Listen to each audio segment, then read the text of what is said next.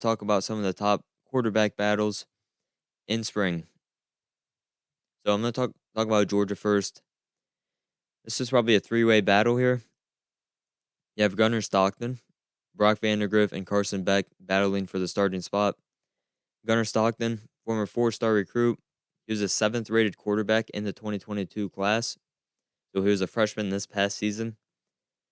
You have Brock Vandagriff, who was a five-star recruit. He was the fourth quarterback in the 2021 class, one of the better quarterbacks in high school coming out. Very talented player, but nonetheless, from what I'm reading and from what Kirby Smart did in the national championship, Carson Beck was the backup to Stetson Bennett. He's probably the early favorite to win the job. Former four-star recruit and the ninth overall quarterback in the 2020 class. Like I said, we saw a little bit from him in the Natty when Georgia was blowing TCU out of the water. We saw a little bit of Carson Beck. Now, I think this battle is going to go all the way the fall camp. I don't think Kirby's going to make a decision maybe a couple weeks before the season starts, just because there's a lot of talented players. And also, there's no advantage of naming your starter in the spring. There's just nothing to it. But I will say, I'm sure these players would want Kirby to tell them, you're not starting. Right now we have you third. And that's after spring. Just so they can transfer out and go find a new place and they can play in the 2023 season.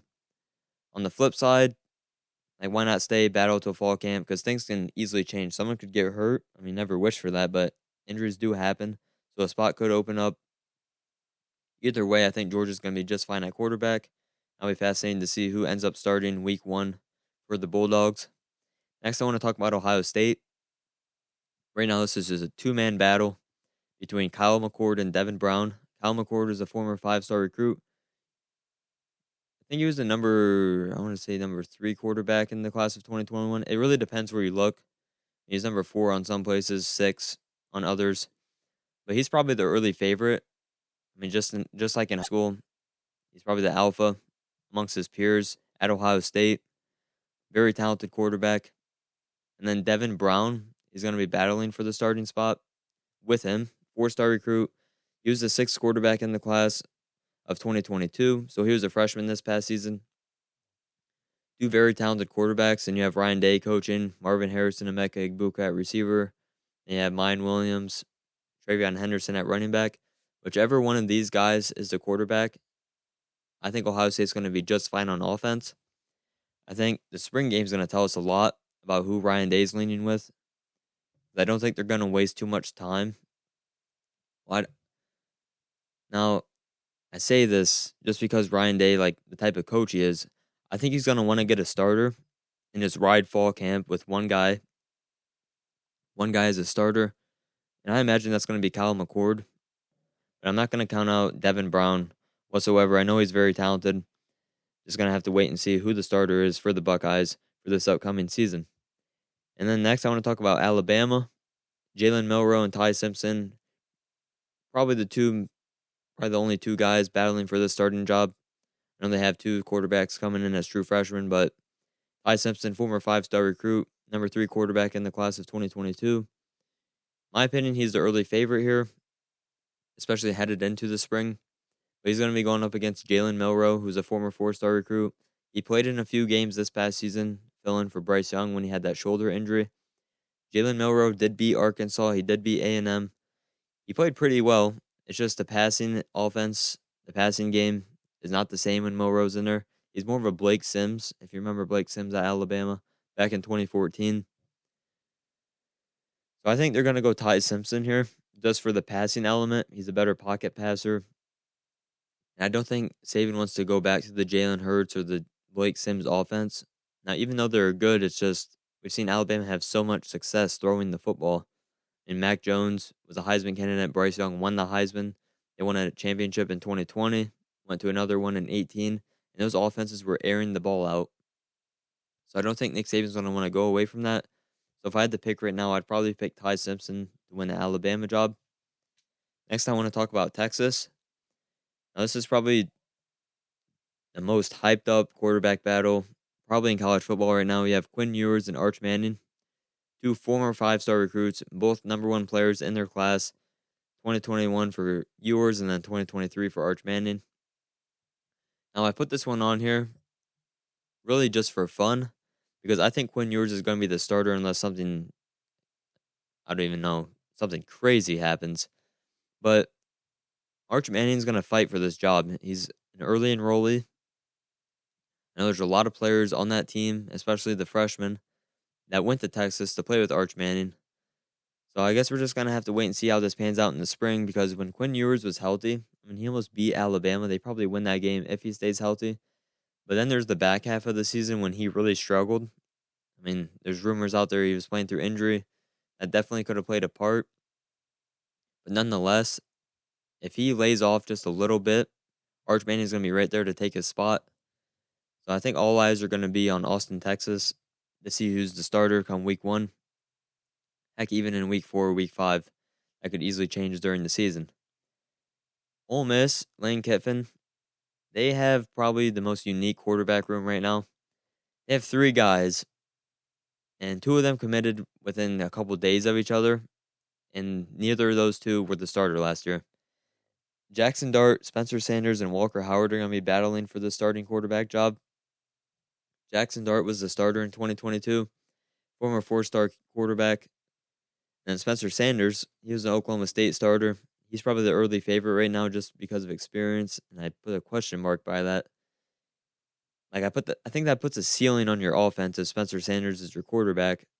When you have 2 young guys that have probably a higher ceiling, I'd say Walker Howard has the highest ceiling in this room. He's young. He was a former 5-star, depending on what recruiting service you look at. But if I'm Lane Kiffin, I'm looking at this quarterback room. I have Spencer Sanders, who's played for a long time at Oklahoma State, had problems turning the ball over. And that's why I said he puts a ceiling, probably a lower ceiling on your offense than Jaxon Dart or Walker Howard would. And I look at Jaxon Dart, he started last year, so the familiarity is there. And maybe Lane Kiffin just brought these 2 guys in to push Jaxon Dart. Maybe Lane Kiffin wants Dart to be the starter. Maybe he's a fan of him.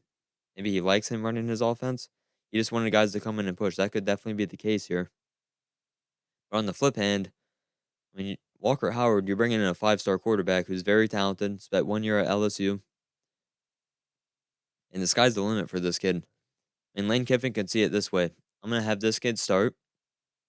He's good enough to play. Things may not go well this year, but I know I'm going to have him for another year, 2 or 3 years down the line. And he can be the quarterback I develop. Look at Matt Corral. Lane Kiffin turned Matt Corral into a very good college football quarterback and went to a New Year's 6 bowl game. So, I don't know what way this is going to go. Really just depends if Lane Kiffin chooses experience over a young, talented kid.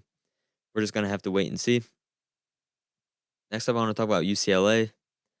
This quarterback battle is going to be between Collin, Schlee, and Dante Moore. Collin Schlee is a Kent State transfer. He was their starter in 2022. And what I was reading from UCLA people, he's probably the early favorite right now. With that being said, though, Dante Moore, 5-star quarterback, number 3 quarterback in the 2023 class.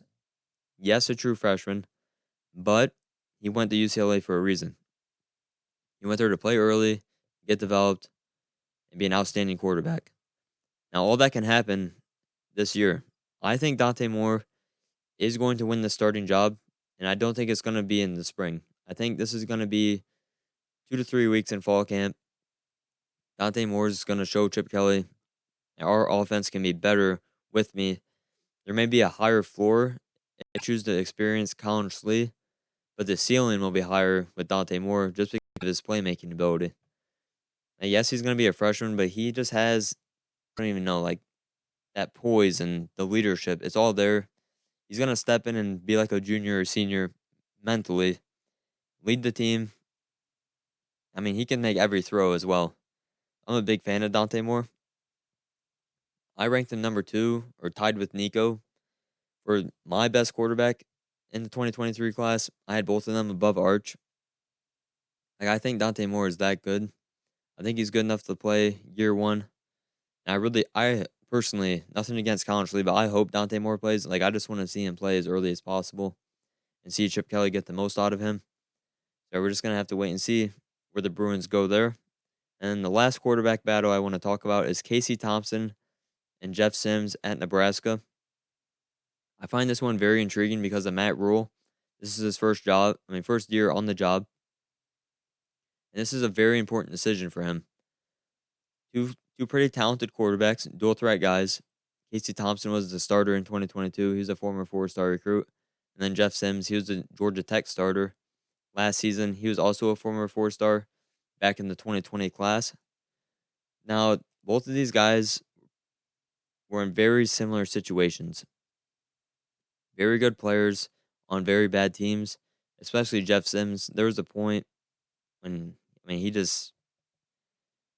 think he just called it quits and entered the portal, and I don't blame him, just because no matter what he did, no matter how good he was, Georgia Tech was not going to win ball games with him, and they're not going to win ball games really with anyone probably in the near future, just because of the state of that roster.